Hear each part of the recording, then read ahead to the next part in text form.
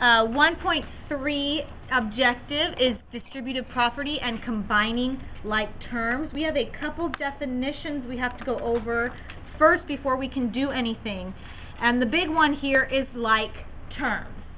Okay, like terms are terms that contain the same variable and the same exponent.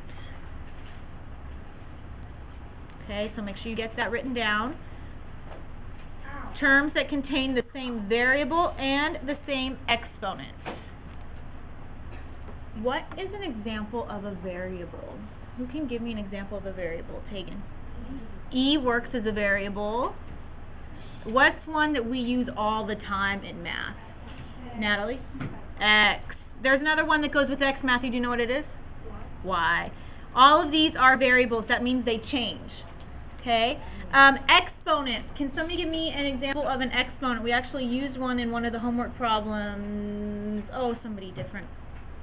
Sabrina, I saw you. No? Danielle, what? 2. Like if we have x to the second power, right?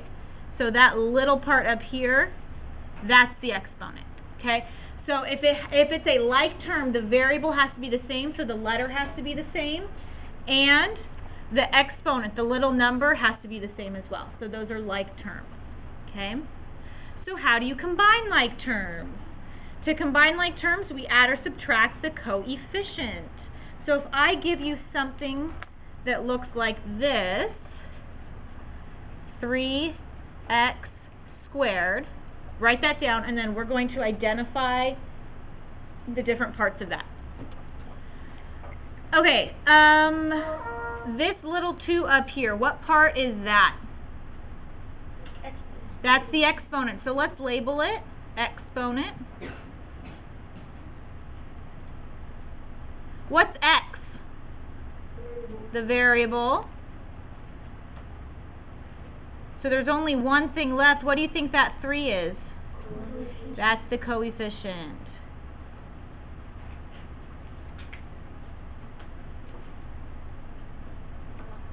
Okay, did I say anything? The exponent and the variable have to be the same, but did I say anything about the coefficients being the same? No. No, so those can be different. We're only concerned about the exponent and the variable being the same. Coefficients will not always be the same, but those are the parts that we add or subtract. Okay? One thing you have to remember is constants are like terms. So numbers like 5, 3, negative 104, these are all constants because there's no variables attached to them. It's always 5 no matter what, right? These are all considered like terms because they don't have variables and they don't have exponents. Okay? So we can combine these as well with each other.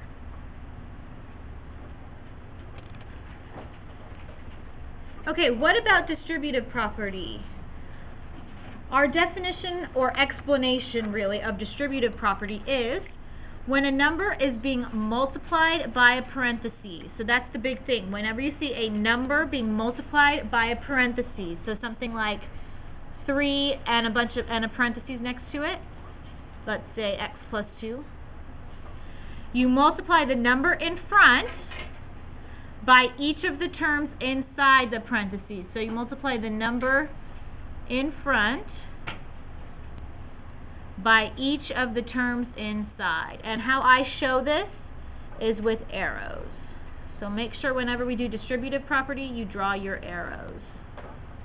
So here's an example of that in mathematical terms.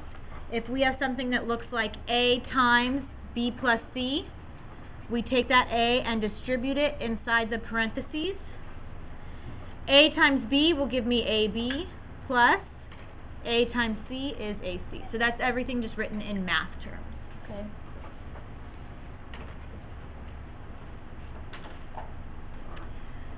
All right, so example number 1, 3A plus 2A. Okay, I don't see a distributive property here, so I'm thinking it's just combined like terms. Are these guys like terms? Yes. Yes, they are. They both have an x or a variable of a. And do either of these a's have exponents? No. No. So they're like terms, right? So what is 3a plus 2a going to give me? 5a. We just add the 3 and the 2. Good. Example 2. 8y plus 3y minus 5y. Okay, are all of these guys like terms? Yes, they all have or variables of y. None of them have exponents, so we're just going to add which direction? Left and right. Very good. So let's do 8y plus 3y first. What's that going to give me? 11y minus 5y. And what's 11y minus 5y going to give me? 6y. Why? 6y. Complicated. Example 3. 3d minus 2 plus 18 plus 4d. Okay, question number 1. Is everything in here a like term?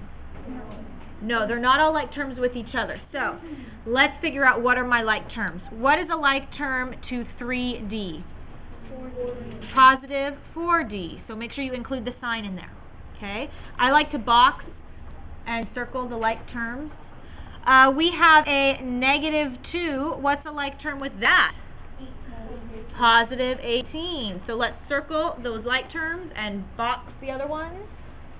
And then we're just going to combine the circles with the circles and the boxes with the boxes. So let's do 3d plus 4d. What's that going to give me? 7d. So that equals 7d. What about negative 2 plus 18? What does that give me? 16. Positive or 16. Can I combine 7d and 16? No. So this is my answer. It is okay to leave your answer in terms of a addition or subtraction problem if you've combined like terms as much as you can. So do not combine these because you're not comfortable with this. Okay? This guy has a d and this guy doesn't have anything, so we keep them separated. They're not like terms, so we can't combine them. Okay, example 4, negative 2, parentheses, x plus 3.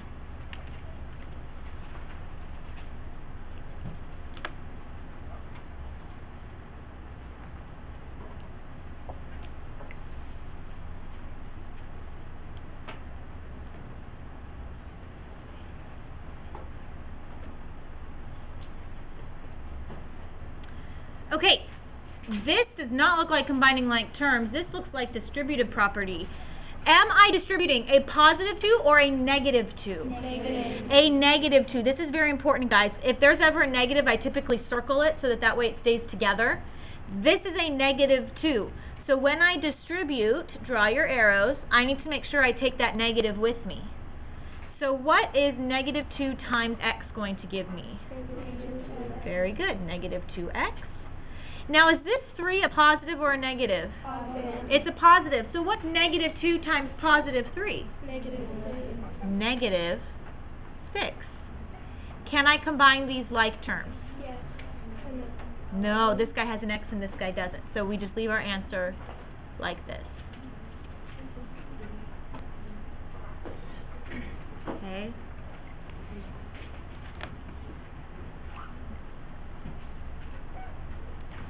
Example 5. Negative 5 times negative 5h minus 9. Important. Am I distributing a positive or a negative? Negative. I'm distributing that negative 5. So draw your arrows. Remember, we distribute what's on the outside to every single thing that's on the inside. So that's why I draw the arrows, so that I can remember. Okay? What's negative 5 times negative 5h? Positive 25h.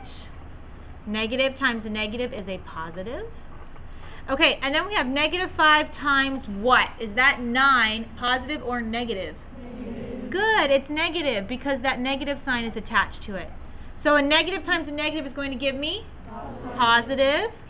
Positive what? 45. Very good, positive 45.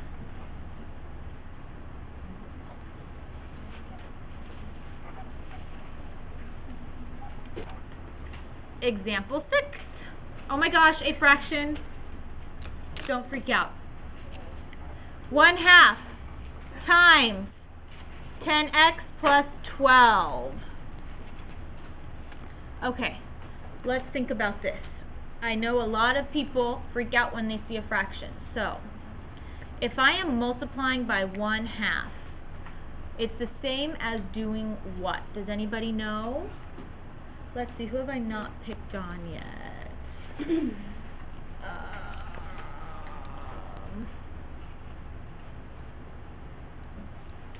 Giorgio. 0.5. It's the same as 0.5, which is the same as dividing by 2. Okay, so whenever you see a fraction, all we're really doing is dividing by that number on the bottom. So let's say, what's 1/2 of 4? 2, right? It's the same as 4 divided by 2. What's 1/2 of 6? 3. 6 divided by 2 gives me 3. What about 1/2 times 100? 50. 100 divided by 2 gives me 50. Okay? So what we're really doing here is distributing this 1/2 into the parentheses. So what's 1/2 times 10x? 5x. 1/2 of 10x is 5x. What's 1/2 of positive 12? Positive 6. So that's going to be plus 6. So all we're doing is dividing each of these by 2. When you multiply by 1/2, it's the same as dividing by 2. Since we're talking about fractions and dividing, what if I have 1/3 times 12? How'd you get that?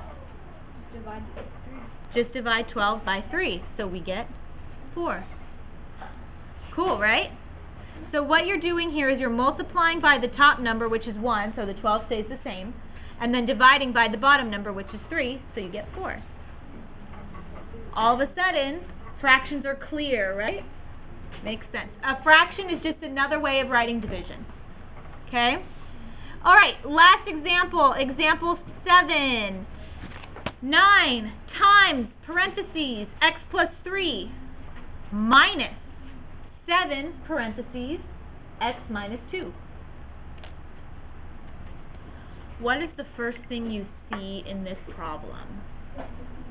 You see parentheses. What property are we working with today?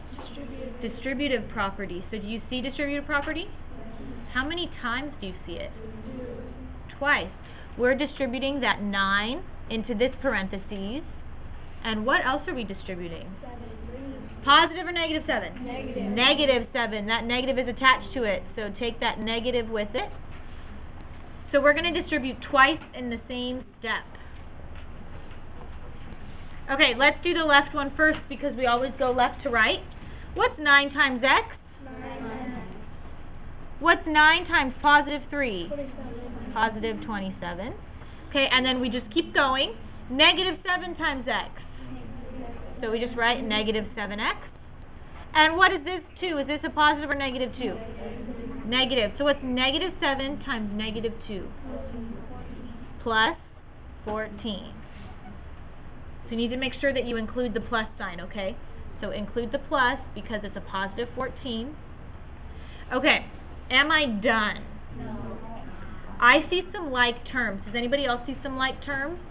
Okay, this answer is not simplified. Whenever we're in math, we try to simplify our answer. So you guys know, like remember back when we were working with fractions and whenever you are adding or subtracting fractions, you have to reduce your answer? Okay, so you have to get a reduced fraction. Same thing with combining like terms. You have to combine like terms as much as you can. So, I see a 9x. Is there any like terms to 9x? Yeah. What is it? Negative 7. Negative 7x. So include that negative. Do you see any other like terms? Yeah. 27 and 14. Positive 27 and positive 14. So let's circle those guys. So then we just combine like terms. And like I said earlier, I like to have, typically in math, in any kind of math you're going to see, we put the variables first. So let's do the x's first. What's 9x minus 7x? 2x. And then we put the constants last. So what's 27 plus 14? 41? Positive 41.